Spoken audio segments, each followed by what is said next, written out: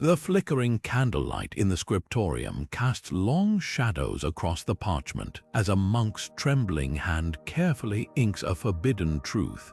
This is Wessex, not as you know it from dusty textbooks, but as it was lived, a kingdom of whispered secrets and buried chronicles.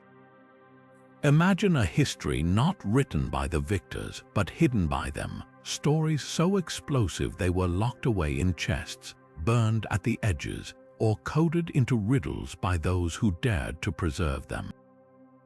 For centuries, these fragments have slept in the dark corners of abbey libraries and beneath the floor stones of forgotten chapels, but tonight we bring them into the light. You've heard of Alfred the Great's victories, of the golden age of Anglo-Saxon England, but what if the real story is far stranger? What if the kingdom's most pivotal moments were shaped by betrayals no chronicler dared to record, by prophecies silenced, by treasures lost not to time but to deliberate erasure? Behind every official decree there's a shadow history, a queen's secret correspondence, a warrior's last confession, a map to a relic so powerful it could rewrite the destiny of a nation. These aren't just footnotes, they're keys to understanding the fragile, feverish heart of medieval Wessex. So let's step together into the torchlit corridors of the past. Over the next 20 revelations, we'll unearth stories that defy the timelines you were taught. A murdered bishop's diary pointing to a royal conspiracy. A peasant's vision that foretold the fall of a dynasty. Even the chilling possibility that the crown itself was stolen not once but twice, and the truth buried under layers of forged genealogies. This isn't just history, it's a detective story spanning 1,000 years where every parchment scrap could overturn what we thought we knew. The scribes of Wessex left us clues. Now it's time to follow them. The story of King Ine's vanished testament begins with a whisper, not in the grand halls of Winchester, but in the margins of a crumbling manuscript. Sometime in the early 8th century, the king who codified Wessex's first laws, who stood as a pillar of justice, suddenly abandoned his throne. No illness, no battlefield defeat, no obvious rebellion forced his hand. He simply left, journeying to Rome with his queen, never to return. The official chronicles claim piety motivated him, but one fragile scrap of vellum, discovered centuries later in the binding of a prayer book, tells a different tale. Ine's own hand recorded 7 forbidden truths before his departure. And the parchment was burned before dawn. What secrets could drive a king to erase his own history? Scholars whisper of 3 possibilities. The first, that Ine's legal reforms, celebrated as visionary, were actually forced upon him by a cabal of bishops appalled by his brother's violent excesses. The second, that his famous treaty with Mercia concealed not peace but surrender after a disastrous hidden battle near the Thames. But the third theory chills the blood. A monk's letter from the year 712 mentions Ine ordering the execution of a group of star readers, Celtic seers who allegedly warned him his lineage would end in fire and shame within 7 generations. When his descendant Cynewulf was indeed murdered by his own nobles exactly 7 reigns later, the coincidence was too stark to ignore. The most tantalizing clue lies in the wreckage of Glastonbury Abbey's library. An inventory from the year 1200 lists a black chest of Ine among relics lost in a fire.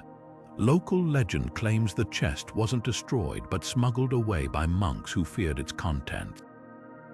Some say it held not just words but objects, a dagger with a blade said to darken in the presence of liars, or a stolen gospel from Rome that condemned royal marriages. We may never know the full truth, but the absence itself speaks volumes in Wessex. Even a king's own voice could be silenced when the truth threatened the crown.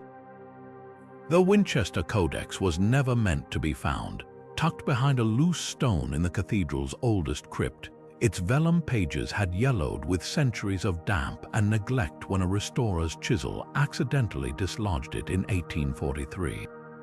At first glance, it resembled any other liturgical text, psalms, prayers, the familiar rhythm of monastic devotion. But nestled between verses of scripture lay sentences that sent historians reeling. A first-hand chronicle of Alfred the Great's reign, written not by a court scribe, but by a monk who claimed to have witnessed what the king's own annals dare not speak. The most explosive revelation: Alfred may not have ruled alone. Pages 34 through 39 describe a shadowy figure referred to only as the Pale Lord, a nobleman who supposedly shared Alfred's counsels, war strategies, even his crown jewels. The Codex describes them dividing territories as brothers would bread, with the Pale Lord holding sway over the northern shires while Alfred fortified Wessex's heartlands. Stranger still, the text alleges this co-rule was no temporary measure, but a blood oath sealed after a battle near Athelney, one the official Anglo-Saxon chronicle mysteriously omits. Why would such a partnership be erased? The Codex hints at scandal. The Pale Lord wasn't just a trusted ally, he was reportedly Alfred's half-brother, born to their father's first wife, a woman of Mercian royalty. If true, this meant Alfred's claim to the throne was technically weaker, a fact that could have destabilized his hard-won kingdom. Even more damning, the manuscript describes the Pale Lord's sudden disappearance in 878, the same year Alfred's forces miraculously crushed Guthrum's Vikings at Edington. The last mention of him is chilling, gone to the marshes at the king's bidding and did not return. Modern scholars remain divided. Some argue the Codex is a later forgery, its ink too well preserved for a 9th century burial. Others point to linguistic analysis proving its Old English matches Alfred's era perfectly. The truth may lie in a cryptic marginal note, a single line in faded ink that reads, "Search where the two rivers weep." For 200 years, treasure hunters have scoured the confluence of the Test and Itchen near Winchester, convinced the Pale Lord's fate, and perhaps his crown lies buried there, waiting to rewrite history once more. Beneath the ruins of Glastonbury Abbey lies a secret older than its famed Arthurian legends, a set of prophecies so unsettling that generations of scribes tried to wipe them from memory. In the late 9th century, as Viking longships blackened the horizons, monks in the scriptorium began recording visions that defied church doctrine. Dreams of Wessex's rivers running red, of kings dying with no heirs, of a great flame consuming the royal seat at Winchester. These weren't vague omens, they named names, dates, even the manner of betrayals. And when Guthrum's forces nearly overran Alfred's kingdom in 878, matching the predictions with eerie precision, the Abbey's own chronicles show a sudden gap in the record's 3 entire pages carefully scraped clean of ink. The most detailed account survives only because a rebellious novice, Brother Cuthard, copied one prophecy onto a thin strip of parchment and sewed it into his own belt. Discovered in 1922 during the restoration of Wells Cathedral, the fragment describes a vision seen by an elderly nun during Lent. A wolf with a crown of straw shall drive the true king into the marshes, and for 7 years no law shall hold. This matched Guthrum's initial victories so closely that Alfred's court allegedly sent envoys demanding the abbey suppress all such writings. But the real scandal lay in the prophecy's second half, a claim that Alfred's eventual triumph at Edington wasn't divine providence, but the result of a secret pact with the invaders. Why would the crown fear these visions? Because Glastonbury's seers didn't just predict the Viking wars, they foretold the Norman conquest 2 centuries early. A marginal note in the Leofric Missal references a now-lost scroll predicting men from across the sea speaking the devil's Latin would one day overthrow Wessex's heirs. When William the Conqueror landed in 1066, his clerks reportedly searched Glastonbury for specific texts, burning any that spoke of the tall duke with an iron hand. Even today, archivists note strange gaps in the Abbey's 11th century, records entire decades where inventories mention prophecy scrolls that no longer exist. The final twist comes from archaeology. In 2014, ground-penetrating radar revealed a hidden chamber beneath the Lady Chapel's foundation, one that matches descriptions of where Abbot Dunstan supposedly locked away dangerous writings in the 10th century. The church has never permitted excavation, but in Wessex, where even the stones whisper, some truths refuse to stay buried. Sherborne Abbey's weathered stones have guarded its darkest secret for 12 centuries. A small, leather-bound book hidden in the hollow of a pillar, its pages crammed with the frantic handwriting of Bishop Ealhswith. Appointed in the year 892 as Alfred the Great's trusted churchman, Ealhswith was supposed to record only royal decrees and pious donations. But his private diary, discovered during renovations in 1721, tells a far different story. Its brittle pages detail not just the bishop's duties, but his growing horror at the corruption festering in Wessex's royal court. One entry from 896 stands out. The king's nephew Aethelwald has bribed 3 of the shire reeves to falsify tax records, and the archbishop knows. This wasn't mere gossip. Ealhswith's notes describe a web of deceit stretching from Winchester's treasury to the battlefield. He claims Aethelwald, Alfred's own kinsman, was siphoning silver meant for the Bart defenses, leaving key fortifications underbuilt just as Viking raids intensified. But the most explosive revelation wasn't the theft. It was the bishop's assertion that Queen Ealhswith had uncovered the plot and pleaded with Alfred to act, only to be silenced. Her voice carries no weight in council, Ealhswith scrawled bitterly, though she sees clearer than the sworn oath-men. Historians still debate whether this diary proves systemic misogyny in Alfred's court or simply one bishop's frustrations. What's undeniable is that Aethelwald later led a failed rebellion, and Sherborne's official chronicles from that year show suspicious gaps where pages were razored out. Then came the Bloody Candle scandal, an event so shocking the abbey's own records refer to it only as the incident of the fouled flame. On Easter Sunday in 902, during a mass attended by Alfred's son Edward the Elder, the ceremonial paschal candle supposedly began dripping black wax onto the altar. Worse, witnesses claimed the smoke coiled into the shape of a noose above the king's head. The service halted in panic. Later investigations revealed someone had mixed tallow with soot and henbane, a poison linked to witchcraft, into the wax. Suspicion fell on a deacon named Wulfhelm, who'd been overheard arguing with Edward over land seizures. But here's where the story twists. Sherborne's suppressed account, found in a 12th century copy of Bede's history, suggests Wulfhelm was a scapegoat. It describes 4 other churchmen fleeing the abbey that night, one carrying a silver vial from the east. Modern scholars speculate this referenced Byzantine mercury, a substance used in medieval forgery to alter documents. Was the candle a diversion while someone doctored sensitive records? We may never know. By 1066, Sherborne's library had been purged of all references to both scandals. Only these fractured remnants survived whispers of a time when even sacred fire could betray a kingdom's sins. The truth about the Moonlight Rebellion was never meant to leave the marshes. For over 1,000 years, history recorded only silence about the winter of 897. No battles, no famines, just an odd gap in the chronicles between Alfred's reforms and his death. Then, in 1889, a Danish archivist cataloguing Viking spoils in Roskilde cracked open a worm-eaten chest and found a water-stained parchment titled, "Of the Moonlit Men and Their Folly." The document, written in Old English by a Mercian scribe captured in a raid, contained an account so explosive it contradicted everything we thought we knew about Alfred's golden age. It began with a tax, not on grain or cattle, but on moonlight.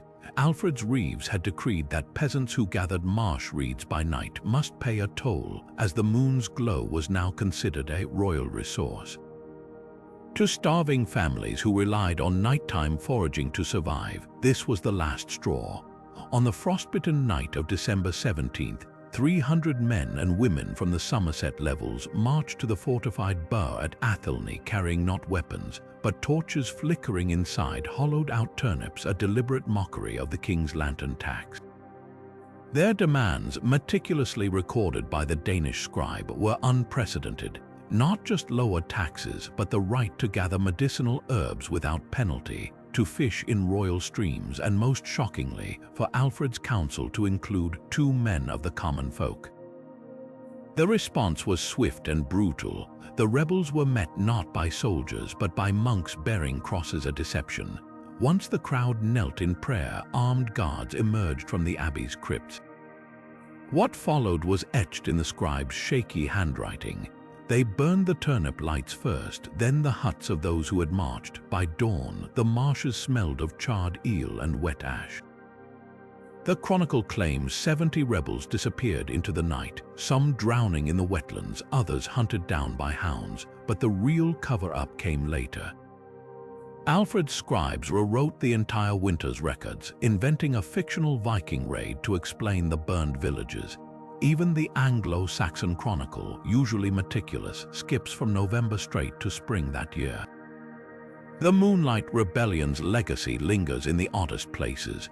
Folktales from the region still speak of the hollow lanterns that never go out, and as recently as 1934, a farmer ploughing near Athelney uncovered a mass grave filled with skeletons, not arranged ceremonially but piled like rubbish, many with hands still clutching rusted sickle blades. Most chilling of all, the Danish account ends with a line that suggests this wasn't an isolated event. And so it was done in Wessex as in Essex before, and as in Kent they mean to do again. Was this part of a broader pattern of repression? Without more evidence, we may never know. But one thing is clear: Alfred's England wasn't just built on laws and learning. Its foundation was also forged in the silence of the disappeared. History remembers Ealhswith as Alfred the Great's quiet queen, a shadowy figure who flits through chronicles as little more than a pious wife and mother. But a tattered scrap of vellum discovered in the binding of a 9th century psalter tells another story entirely. Known as the Lady's Charter, this fragile document, written not in Latin but in Old English, bears Ealhswith's name alongside a list of astonishing decrees, commands to mint coins in her own image, to appoint women as reeves in 3 key shires, and most shockingly, to grant widows the right to inherit family lands without interference from king or kin. Dated to 893, during one of Alfred's worst bouts of illness, it suggests the queen didn't just keep the throne warm, she ruled with the authority of a sovereign. The charter's survival is a miracle, found in 1952 by a bookbinder repairing a damaged manuscript from Malmesbury Abbey. It had been carefully trimmed and folded into a narrow strip, likely hidden there by a sympathetic scribe. The handwriting matches known royal documents from Alfred's court, and isotopic analysis of the ink places it firmly in late 9th century Wessex, but controversy erupts over its content. Traditionalists argue no Anglo-Saxon queen could have wielded such power, pointing to forged charters from the same period. Yet Ealhswith's name appears in land grants from Kent to Devon during Alfred's illnesses, often alongside phrases like "by the lady's decree." Even the Anglo-Saxon chronicle, usually silent about queens, notes cryptically that in 894, the kingdom was guided by wisdom from unexpected quarters. The smoking gun may lie in Winchester's old sewers. During excavations in 2017, archaeologists uncovered a lead seal bearing Ealhswith's name and the Latin title Regina et Gubernatrix, Queen and Governor. More tellingly, chemical analysis revealed traces of beeswax and oak gall, substances used in official document sealing. The seal's design mirrors Alfred's own, but with a key difference. Where his shows a cross, hers depicts a star, possibly the symbol of her Mercian ancestry. This wasn't just a consort's trinket, it was the tool of a ruler. Critics counter that the Lady's Charter could be an elaborate fraud, perhaps created centuries later to support Matilda's claim during the anarchy. But the parchment's radiocarbon dating silences most doubts. The real question isn't whether Ealhswith ruled, but why her legacy was erased. A marginal note in Bishop Asser's biography of Alfred hints at the answer. Certain men of the council murmured that a woman's voice had grown too loud in the hall. By the 10th century, Ealhswith's name vanishes from records almost entirely, her charters either destroyed or rewritten to attribute her acts to Alfred. Only this single hidden scrap survives, a whisper of what might have been had history been kinder to the silent queen. Ealhswith's letters crisscross the kingdoms like invisible threads, weaving a web of influence far beyond Wessex's borders. For centuries, historians assumed these missives were lost until a cache of wax tablets surfaced in a Kentish monastery cellar, their messages preserved in the faint grooves of stylus marks. Deciphered only last year using advanced spectral imaging, these tablets reveal a queen who didn't just advise her husband, but conducted her own diplomacy with Mercian nobles, Frankish envoys, even the papal court.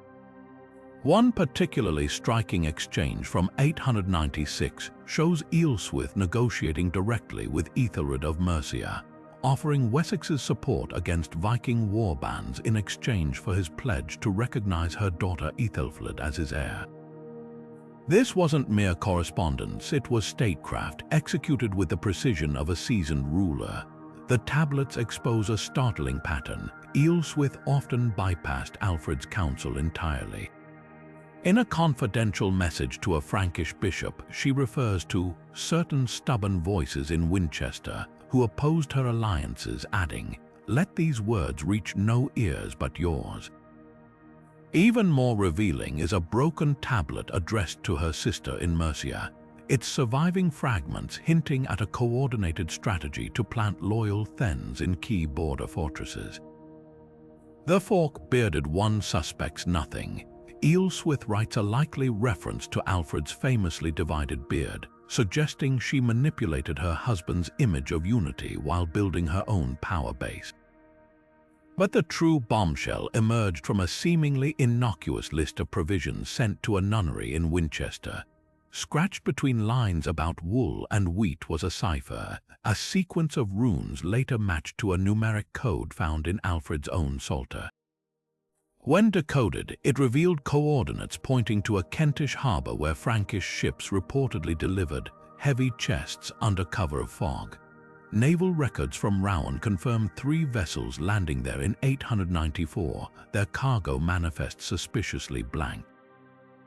Was Ealhswith secretly importing silver to fund her networks, or worse, given the timing of a foiled assassination plot against Alfred that same year, were these chests carrying mercenaries? The most poignant discovery, though, isn't about politics. Buried beneath official business, one tablet carries a bedtime story Ealhswith composed for her children, blending biblical parables with Mercian folktales. In it, a clever hedgehog outwits a boastful wolf, an allegory that mirrors her own survival in a court of predatory nobles. This intimate slice of her voice, softer than the diplomatic missives yet no less strategic, reminds us that history's most powerful moves are sometimes hidden in the quietest corners. Now, the question isn't whether Ealhswith shaped Wessex's destiny, but how much deeper her influence ran. With 2/3 of the tablets still awaiting full translation, each crumbling wax surface may yet rewrite our understanding of who truly ruled in Alfred's shadow. The coastal mists of Dorset still carry whispers of an army that wasn't there, or was it? In the summer of 915, as Edward the Elder marched to crush a Viking-backed revolt, villagers near Wareham swore they saw a second host of warriors materialize at dawn. Not in living flesh, but as shadows flickering between the trees, their spears catching light that shouldn't have existed. The Dorset Monk's Chronicle, a fragmentary text hidden in a private collection until 1988, describes them in chilling detail. No footprints marked the dew, yet their banners bore the dragon of Wessex, frayed as if unraveling from time itself.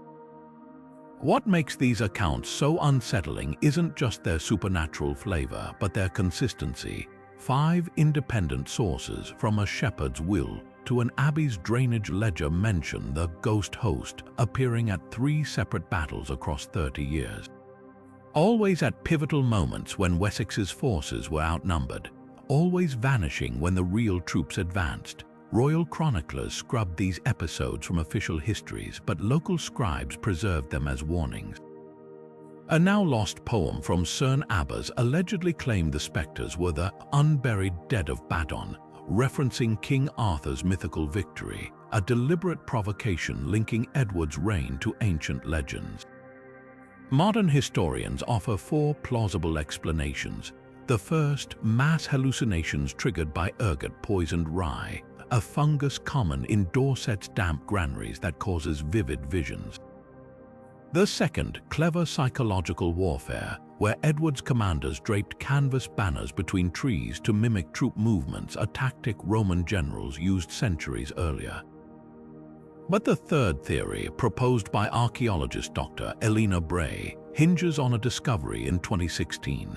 Excavations near Corfe Castle uncovered dozens of iron brackets and pulley fragments dating to Edward's era, arranged in lines that suggest an enormous portable shadow theatre, precisely the technology needed to project silhouettes across mist. The darkest possibility comes from a charred parchment in the British Library's archives.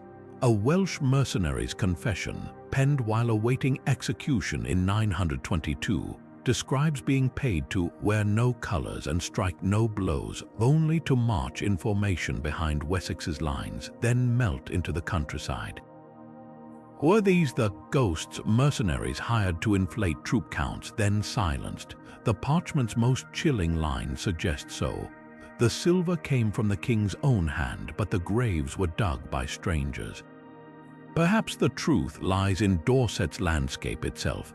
At certain angles in the dawn light, the chalk figures carved into the hills older than Wessex itself align to cast elongated shadows across valleys where battles rage. Optical illusions, tricks of topography, or something more. One thing is certain: in a kingdom built on parchment and propaganda, even the dead could be drafted into service. The apothecary's ledger from Winchester's Old Minster tells a story no chronicle dared to write. Between notations for lavender oil and communion wine, an entry dated March 12, 908 stands out like a bloodstain. For the bishop's tonic white hellebore, 2 drachms. A lethal dose. Bishop Denwulf, Alfred the Great's closest ecclesiastical advisor, was dead within 3 days. The official record claims he succumbed to a fever, but Sister Ealhswith's diary, hidden for centuries beneath the floorboards of Romsey Abbey, paints a far darker picture.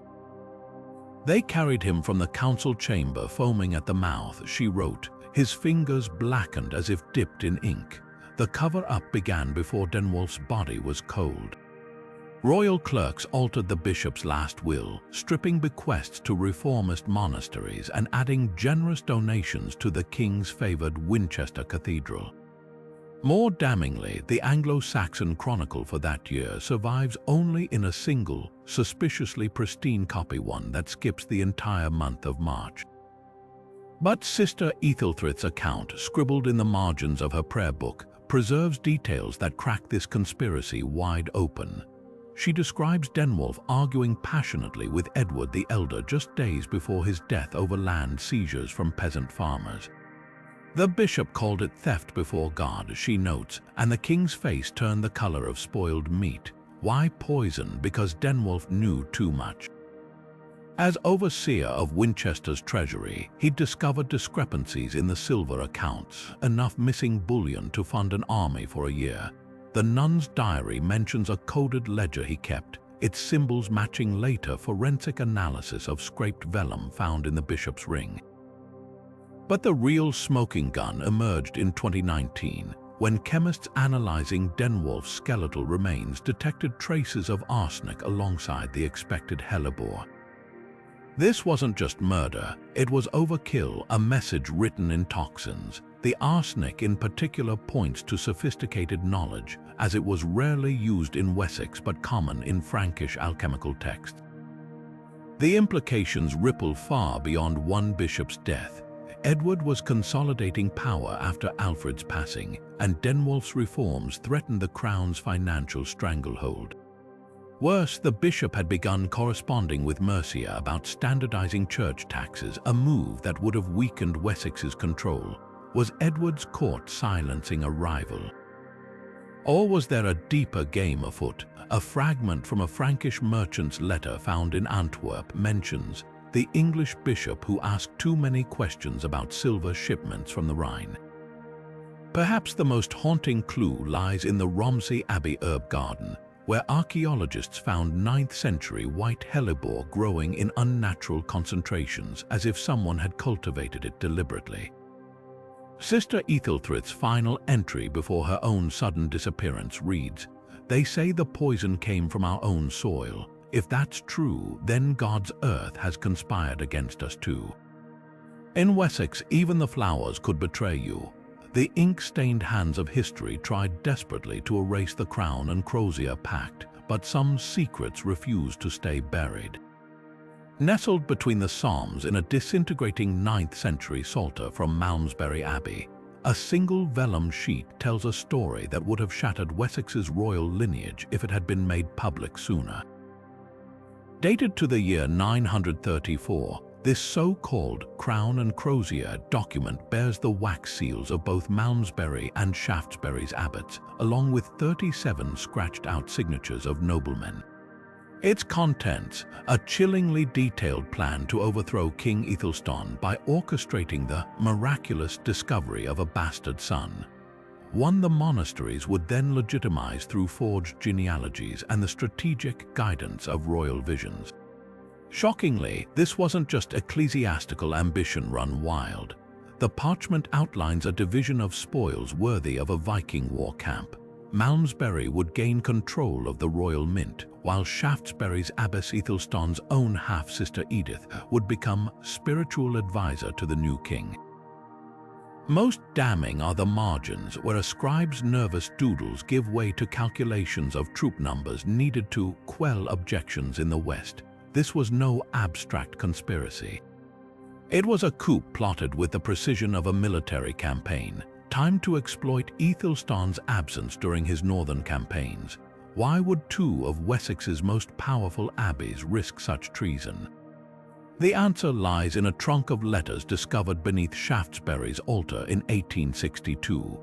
Correspondence between Abbess Edith and her Mercian allies reveals growing fury over Aethelstan's centralization of power, particularly his seizure of monastic lands to fund his wars. One scorching missive complains, "The king takes the bread from Christ's own table to feed his wolfish thens." But the real trigger seems to have been Aethelstan's controversial coronation rite, which borrowed heavily from Frankish imperial traditions, sidelining the church's role in legitimizing kings. To the abbeys, this wasn't just politics, it was sacrilege. The conspiracy unraveled in spectacular fashion. A drunk monk from Malmesbury allegedly confessed to a Canterbury priest during Lent, setting off a chain reaction of panicked document burning. Archaeologists still find charred parchment scraps in Shaftesbury's drains, some bearing partial phrases like false baptism and the child must resemble. Ironically, the plot's failure strengthened Aethelstan's hand immeasurably.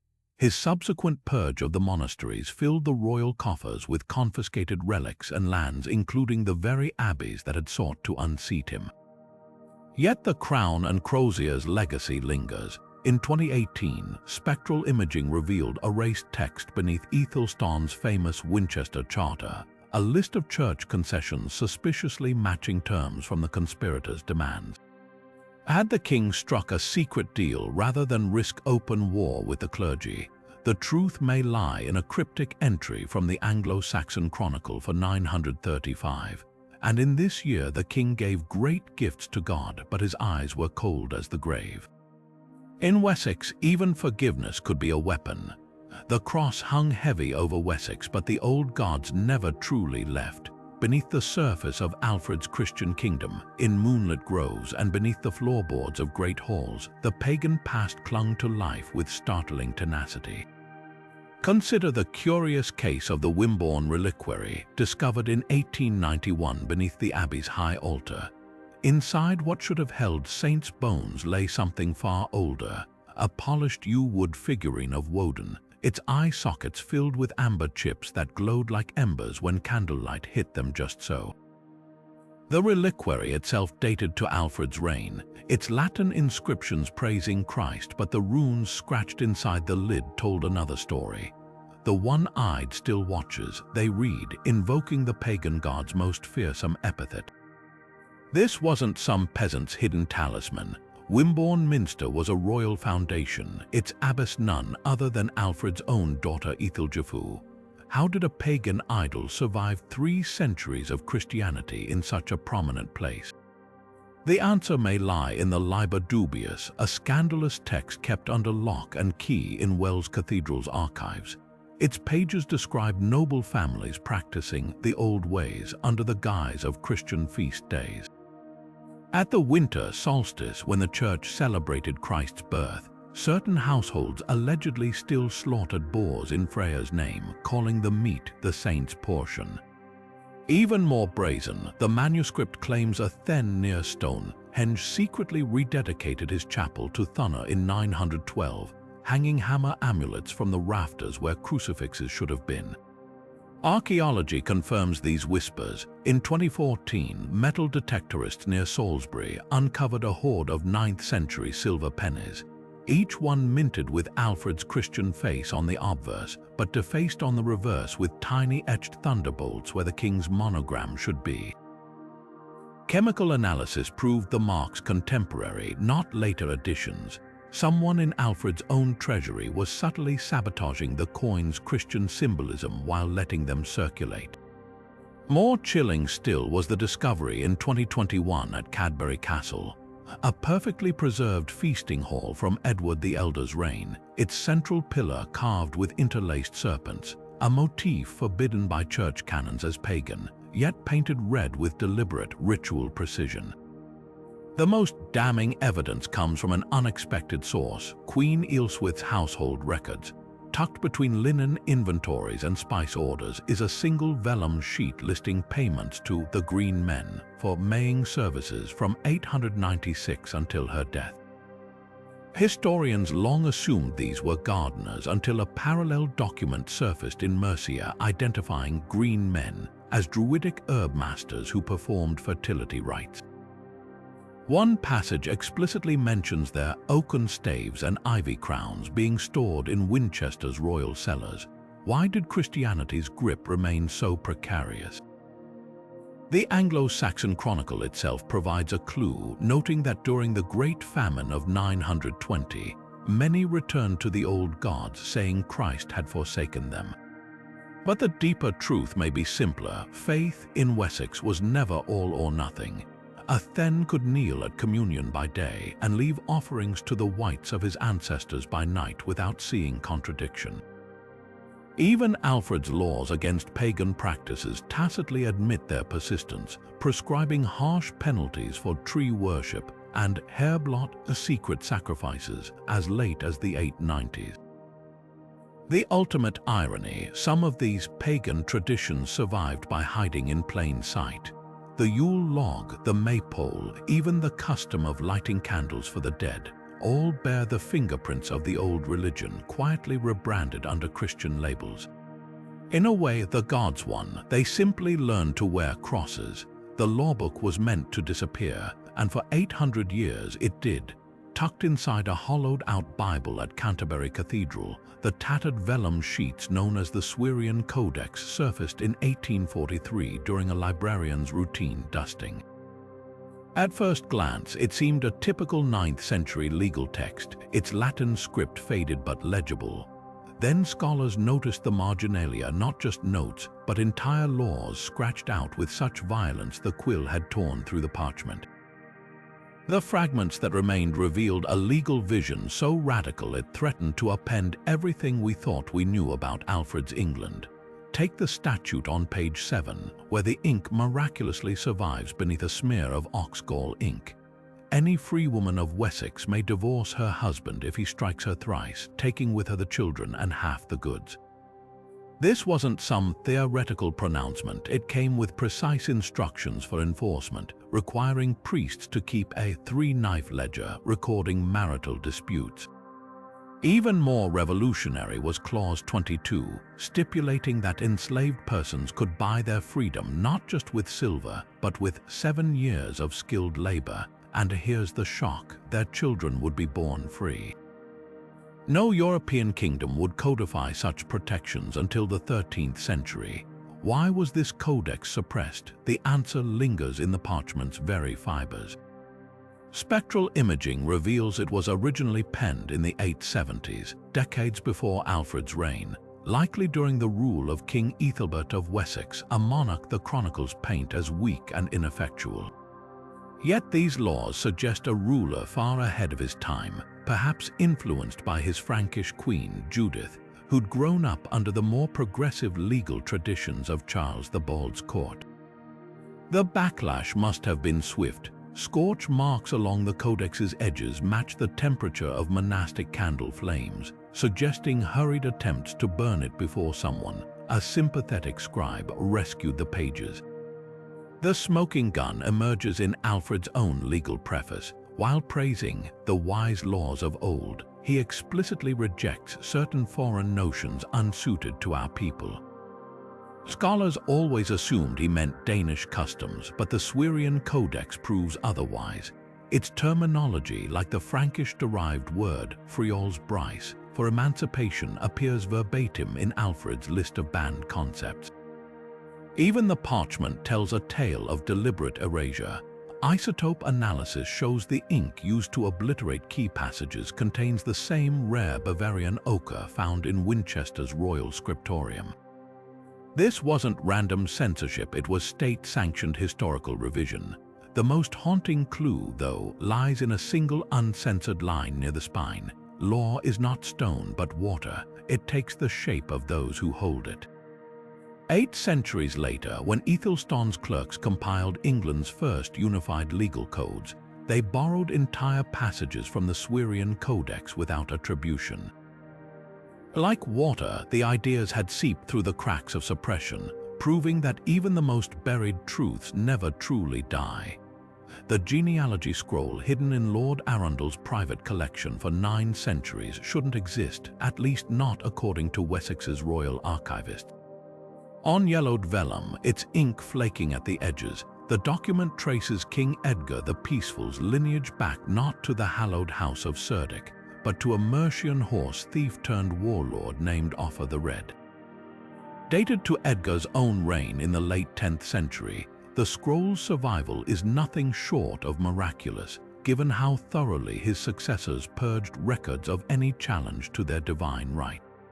But what makes this parchment truly explosive isn't just its claim of mixed blood, it's the meticulous corroboration tucked into its margins. Witness signatures from 3 bishops, 2 abbots, and the ominous phrase, "as sworn upon the sword of Sinehelm," referencing the murdered boy saint whose relics were said to curse liars. This wasn't some rebel's fabrication. The scroll's watermark matches royal charters from Edgar's Winchester scriptorium, and the iron gall ink contains trace minerals unique to the king's own mint. Even more damning, a previously overlooked entry in Glastonbury's ledger from 972 mentions payment to a scribe for the making of 2 like pedigrees, a clear reference to parallel genealogies. But why would Edgar's court commission a document undermining his own legitimacy? The answer may lie in the parchment's darkest secret, a small, deliberate ink blot obscuring the name of Edgar's paternal grandmother. Recent multispectral imaging reveals the erased name as Ealhswith of the Gaini, a tribe from the lawless Welsh marches. If true, this meant Wessex's crown had flowed through what chroniclers called the blood of oath-breakers for 3 generations. The motives behind the scroll's preservation are just as fascinating as its contents. The Arundel family inherited it through marriage to the last heir of Somerford Manor, a once powerful estate gifted to Edgar's spymaster, Edric the Wild. Edric's personal correspondence, discovered bricked up in a manor wall in 1899, contains a cryptic reference to the parchment that buys life. This suggests the scroll was kept as insurance, a weapon to be wielded if the crown ever turned against its keepers, and wielded it was. In 1154, during Henry Roman II campaign against rebel barons, the Arundels suddenly received royal pardons after presenting certain antiquities. Coincidence? The timing speaks volumes. Modern DNA analysis adds another twist. Bone fragments from Edgar's grandson Edmund Ironside, exhumed in 2014, revealed haplogroups more common in Celtic populations than Anglo-Saxon nobility. Of course, science can't confirm whether Ealhswith of the Gaini was Edmund's ancestor, but it does prove the royal bloodline wasn't as pure as the chronicles claimed. Perhaps that's why this scroll remained locked away so long. In Wessex, where kingship was divinely ordained, even the whisper of tainted blood could topple dynasties. The miracle isn't that the truth survived, it's that someone dared to write it down at all. The ink on Ibn Fadlan's travelogue had barely dried before someone tried to erase it. Tucked between accounts of Viking funeral rites and Caspian trade routes, the Syrian merchant's description of King Aethelstan's court in 935 reads like deliberate heresy. Where Anglo-Saxon chronicles paint the king as a pious, just ruler, Ibn Fadlan's journal, rediscovered in a Damascus monastery in 1892, depicts a court drowning in wine and whispered plots. The Christian king's hall stank of sour mead and stale rushes, he writes, and his nobles argued like fishwives over who would next sit at his right hand. Most damningly, he claims Aethelstan kept a golden-haired captive from the north chained near his throne, introducing her as his luck-bringer, a pagan custom the church would have condemned as sacrilege. Why was this account buried? The answer lies in the parchment itself. Modern spectroscopy reveals the Wessex section bore traces of vinegar, a common medieval method for fading ink without damaging vellum. Someone wanted these pages forgotten but not destroyed, perhaps because Ibn Fadlan's observations held inconvenient truths.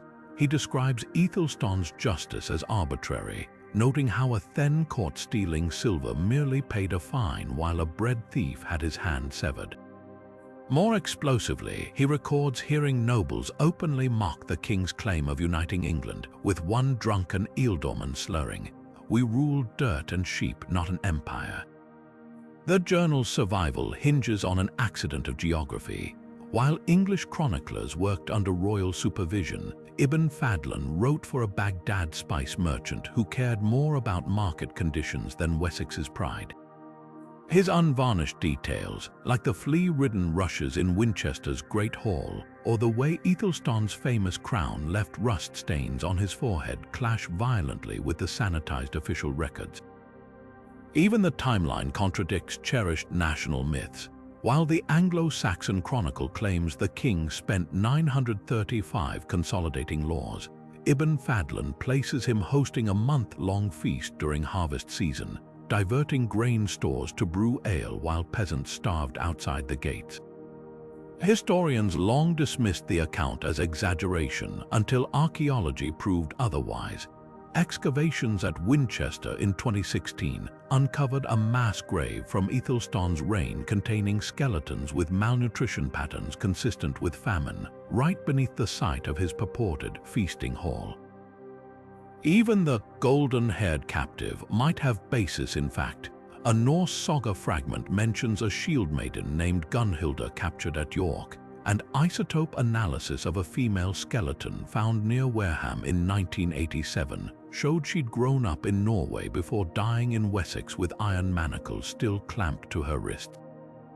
The most telling detail, though, comes from the journal's margins. A later scribe added a note in Latin: "This truth is dangerous, not false, dangerous." For all its contradictions, Ibn Fadlan's account rings with the messy authenticity of a witness who had no stake in crafting Wessex's legacy. In a kingdom where history was written by the victors, sometimes the clearest reflections come from outsiders who simply told what they saw, fleas, rust, and all. The flicker of torchlight reveals a truth buried in ash and ink. The fire that swept through Winchester in 852 was no accident, at least not according to the steward's ledger hidden for centuries beneath the floorboards of a Hampshire farmhouse. Its brittle pages, discovered in 1937 by a farmer repairing a sheep pen, tell a story far darker than the official chronicles. While the Anglo-Saxon chronicle blames a careless kitchen servant, Steward Ordgar's meticulous records list 17 separate blazes erupting simultaneously across the royal compound, including the scriptorium, the tax archives, and the chamber where land grants were stored. No wind carried the flames, he scrawls, yet they leaped like living things from roof to roof. Ordgar's account names names. Bishop Swithun, later canonized for his piety, allegedly ordered the scriptorium's doors barred while scribes still scrambled inside with armfuls of parchment. Ealdorman Wulfhere, whose lands had recently been audited for tax evasion, was seen whispering with the king's reeve moments before the treasury wing ignited. But the most damning entry describes Queen Ealhswith's sister to the Mercian king, examining a charred land charter in the aftermath and smiling, as one relieved of a burden. The implications are staggering. This wasn't just arson, it was a coordinated purge of inconvenient truths. What documents were worth killing scribes to destroy? A fragment from the burned scriptorium, preserved because it was used to kindle the bishop's own hearth, offers a clue. Reconstructed by spectral imaging in 2019, the scorched vellum references a golden writ that granted certain Mercian nobles exemption from Wessex's laws, a privilege later kings would vehemently deny existed. Even more explosive is Ordgar's mention of the Lady's Parchments, a collection of Queen Osbar's personal correspondence that allegedly proved her son Alfred's claim to the throne was weaker than his brother's. If true, the fire didn't just conceal graft, it rewrote the royal succession. Modern forensics support the steward's claims. Chemical analysis of mortar samples from Winchester's old walls reveals traces of quicklime, a substance known in the 9th century to accelerate fires when mixed with water. Archaeologists found concentrations particularly high near the scriptorium's foundation, suggesting deliberate placement. And in a twist worthy of a saga, Ordgar's own fate whispers volumes. His final entry, dated 3 days post-fire, breaks off mid-sentence. If this ledger survives, know I go to meet my God with clean hands but a heavy. The next page bears only a rust-colored fingerprint, its iron content matching early medieval blood. The cover-up's legacy echoes through history. When Alfred commissioned his famous law code decades later, he claimed to be restoring the lost statutes of old. But which statutes? The ones conveniently reduced to ash? Perhaps the fire's true purpose wasn't just to hide crimes, but to create a blank parchment on which new truths could be written. After all, in Wessex, history belonged to those who controlled the flames. The soot-stained pages of Sister Hild's chronicle smell of burnt rosemary and iron, a fitting scent for a text that straddles the convent and the battlefield.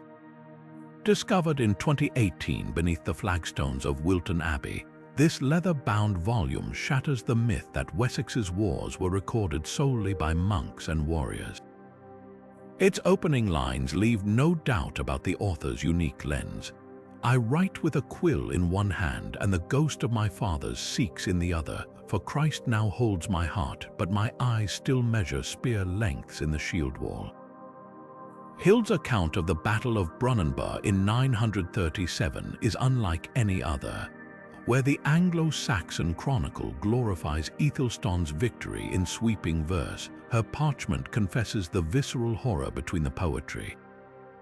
She describes the Norse axemen's advance not as a tactical maneuver, but as a tide of snarling teeth and matted beards that stank of rotten fish and fear. Most startling are her observations from the rear lines, where she organized wounded warriors' care, a role no male chronicler even mentions. Her notes on battlefield medicine reveal startling sophistication. Moss packed with honey for festering wounds, spiderwebs soaked in vinegar to staunch bleeding, even the use of willow bark tea for pain relief centuries before its documented use in Europe. But Hild's true value lies in her unflinching documentation of women's roles in wartime. While official records pretend the conflict was fought solely by men, she lists 19 noblewomen by name who smuggled weapons inside grain shipments, coordinated refugee movements through forest paths, and in one astonishing passage orchestrated a fake Viking raid to lure enemy scouts into an ambush. Lady Ealhswith of Wareham wore her dying husband's armor for 3 moons after Brunanburh, Hild writes, and none dared tell her to remove it, for her sword arm was swifter than any ealdorman's. This wasn't just rebellion, it was a quiet rewriting of the rules. The Chronicles' authentication in 2021 hinged on a bizarre clue: peppercorns. Forensic linguists matched Hild's handwriting to land charters from Wilton, but the real proof lay in the ink. Mass spectrometry revealed traces of piper nigrum, a spice so rare in 10th century England only a noblewoman turned. None would have had access to it through ecclesiastical trade networks. Even more telling were the faint fingerprints in the margins. Their small size and unbroken swirls suggesting female hands had turned these pages for generations before the text was hidden. Perhaps the most poignant entry details not a battle but its aftermath. On the winter solstice of 938, Hild writes of washing the corpse of a young Dane no older than 15, his frostbitten fingers still clutching an amulet of Thor. "I buried him facing east," she confesses, "for the priests say that is heresy, but the sea that brought him here lies westward, and all gods watch their own." In these quiet acts of defiance, recording forbidden truths, honoring enemy dead sister, Hild did more than witness history. She preserved the humanity the victors tried to erase. The coins should not have existed, yet there they lay, nestled in Somerset clay for 11 centuries. When a farmer's plough struck metal in 1896, he expected Roman silver, not a hoard of 32 pennies bearing the face of Alfred the Great with a twisted secret. Each coin's reverse displayed not the familiar London or Winchester mint marks, but a symbol that sent scholars into uproar: a serpent coiled around a cross, its tail forming the rune Thuris as a pagan glyph for destruction. Even stranger, the alloy contained traces of nickel, a metal Anglo-Saxon mints never used. This wasn't just lost treasure, it was a message. The serpent and cross design defies easy explanation. At first glance, it mimics Christian iconography until you notice the snake's fangs piercing the crossbeam, a detail never seen in Orthodox Wessex coinage. Dr. Elena Whitmore's 2021 metallurgical study revealed the coins were struck not in a royal mint, but in a single mobile furnace, likely hidden in marshland. The nickel, probably scavenged from a Frankish merchant's cargo, melted down in haste, but the real shock came when carbon dating placed the hoard's burial around 882, precisely when Alfred was fighting for survival against Guthrum's Vikings. Who would dare issue counterfeit coins during a war for Wessex's very existence? The answer might lie in a fragment from Asser's Lost Life of Alfred, rediscovered in a Spanish monastery in 1912. It mentions a rebellion of the marked men in the Somerset marshes quashed by Alfred's Thens. No details survive except for one line: they bore the serpent as their sigil, and their silver was false. Was this hoard their war chest? The geography fits. The burial site lies just miles from Athelney, where Alfred took refuge during his darkest days. Did the rebels strike while the king was vulnerable, minting coins to fund their revolt? The plot thickens when you examine the coin's distribution. Of the 32 recovered, 28 show minimal wear, likely circulated for mere months before being buried. But 4 exhibit heavy smoothing, their edges worn thin. These older coins bear faint traces of an earlier design beneath the serpent, a profile that might be King Ethelred, Alfred's predecessor. Had the rebels initially tried to pass their currency as legitimate, then grown bold enough to stamp their own heresy onto the metal? Most chilling is the Thuris as rune, a symbol associated with Thor's hammer in pagan Norse culture. Its presence suggests an alliance of convenience between disgruntled Saxons and Guthrum's Danes. a possibility Alfred's laws against consorting with heathens explicitly forbade. A charter from Winchester's archives dated 883 orders the execution of 3 moneyers for casting false coin in the devil's likeness. No further explanation is given until now. The hoard's final secret lies in what's missing. Every legitimate Saxon penny bore the moneyer's name, a quality control measure. These coins are anonymous except one. The 33rd coin, found separately in 1934, displays not a serpent but a crude oak tree with the letters EGBE beneath its roots. Dendrochronologists confirmed in 2019 that the spacing matches the growth rings of Glastonbury's ancient holy thorn, a tree Alfred famously visited. Was EGBE a coded reference to Egbert, his grandfather, whose lineage the rebels perhaps rejected, or a blasphemous jab at Ecgbrit, the Old English word for oak bright, mocking Alfred's piety? In the end, the coins were silenced as thoroughly as the rebels. Alfred's reformed currency, issued after his victory at Edington, deliberately used thicker, purer silver to make counterfeits obvious. The serpent pennies, brittle and odd, were likely hunted down and melted.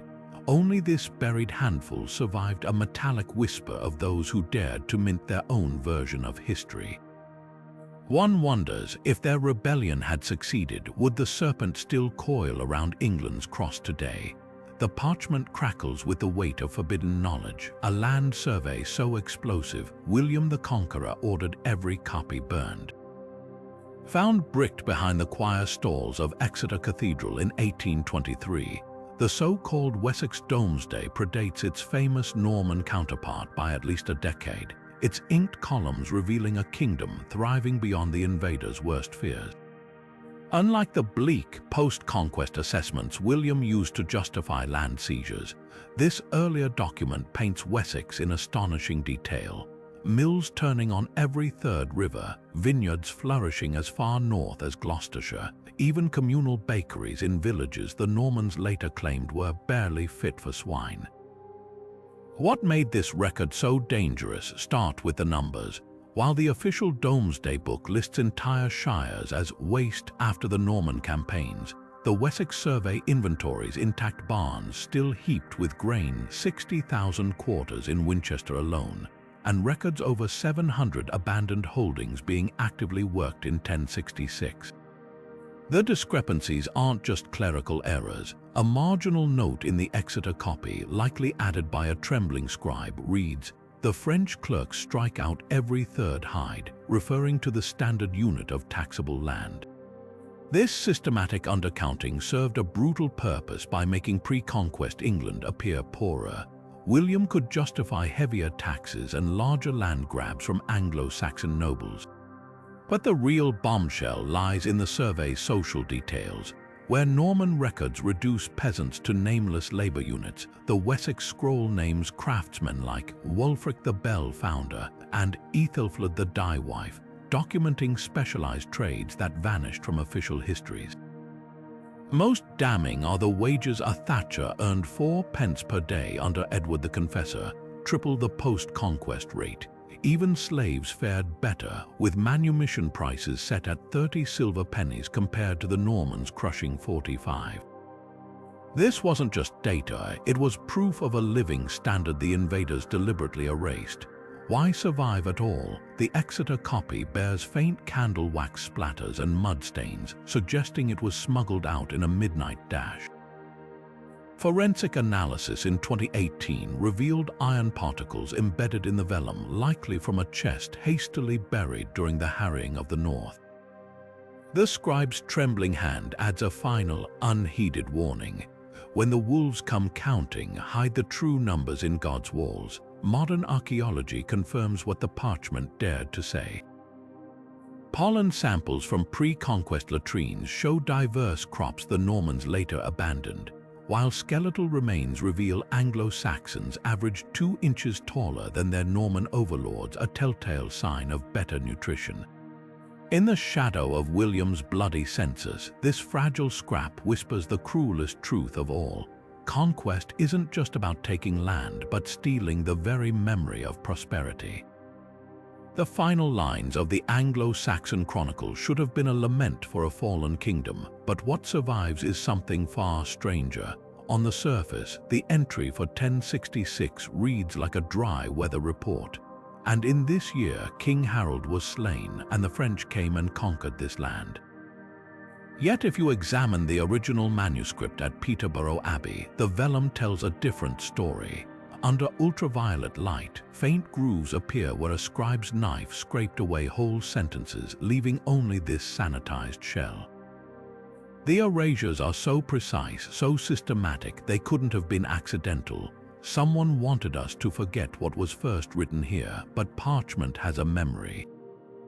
In 1854, a fire at the British Museum damaged a lesser-known copy of the Chronicle from Canterbury, and in the heat, something miraculous happened. The erased ink from the original layer darkened just enough to reveal ghostly letters beneath the surface. The restored passage paints a scene worthy of saga, and at Hastings, Harold's housecarls stood as a living wall until the 3rd hour past noon, their axes sheared through Norman mail like parchment, and voices say the very ground trembled when the king's banner fell. This wasn't just history erased, it was heroism stolen, a last defiant stand reduced to a bureaucratic footnote. Even more telling are the variations between surviving copies. The Worcester manuscript includes a detail absent elsewhere, and in the weeks after the battle, men spoke of a host in the marshes, their shields unbroken though their bodies lay cold at Senlac. A reference to guerrilla resistance, a folk memory of survivors regrouping in the fens. Meanwhile, the Abingdon version breaks off mid-sentence in 1067 with the cryptic phrase, "But the writs from William's hand were sealed with blood, not wax." The next leaf is missing, torn clean from the binding. The greatest clue lies not in words but in silence. For 3 years after Hastings, the Chronicle records nothing about rebellions, nothing about the harrying of the north that left thousands starving. Then, suddenly, in 1070, the entries resume but the handwriting changes.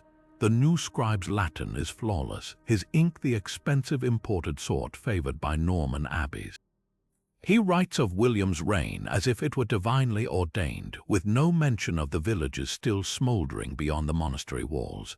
Yet in the margins of these approved entries, another hand occasionally appears smaller, cramped, writing in Old English when the Normans demanded Latin. One such note beside the year 1074 chills the blood.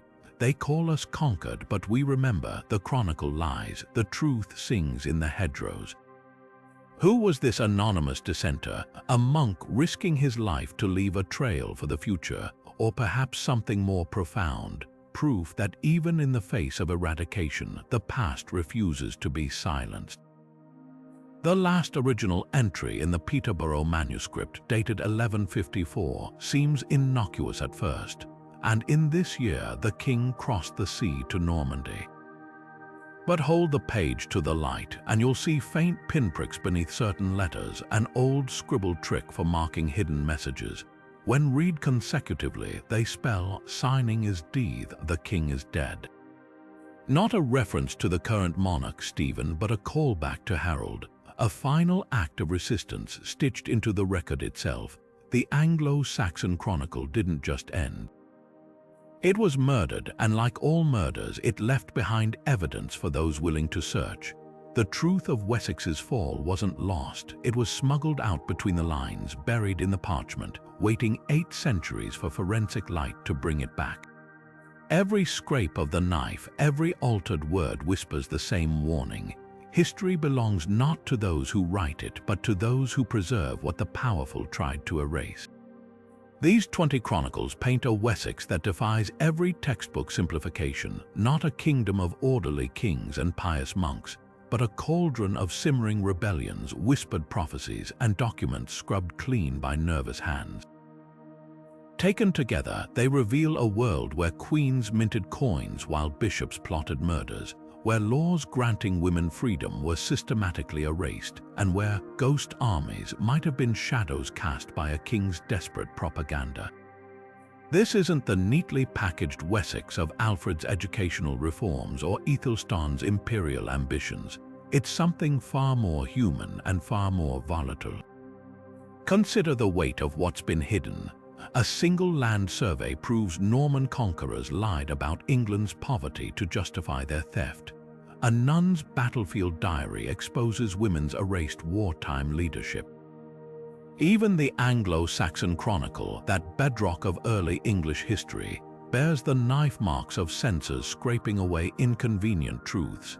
Each parchment is a crack in the facade, revealing a kingdom where power wasn't just wielded, it was performed, manipulated, and sometimes outright fabricated.